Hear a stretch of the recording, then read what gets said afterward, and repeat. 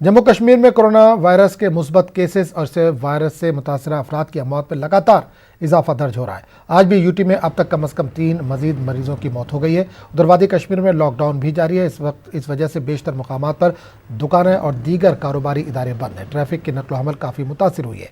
महकमा सेहत ने श्रीनगर मुंतकिल होने वाले मरीजों के लिए कुछ हिदायत जारी की ताकि श्रीनगर के कई इलाकों में भीड़ भाड़ को कम किया जा सके। इस बीच ये इल्ज़ाम लगाया जा रहा है कि श्रीनगर के ALN अस्पताल को कॉरिडोर में एक मुस्बत मरीज रात भर बेहोश पड़ा रहा। ज़राए के मुताबिक इसको उठाने के लिए कोई स्टाफ मेंबर मौजूद नहीं था। बताया जा रहा है कि इसके अहले खाना की जानिब से हंगामा करने के बाद मरीज को नाजुक हालत में स्किम्स सोरा मुंतकिल किया गया। अहले खाना ने डॉक्टरों और नीम तिब्बी अमले पर मरीज की जान खतरे में डालने का इल्ज़ाम लगाया। उधर अस्पताल के कोविड इंचार्ज डॉक्टर बिल्किस के मुताबिक अस्पताल में कोई हंगामा नहीं हुआ और मरीज को सही तरीके से स्किम्स मुंतकिल किया गया।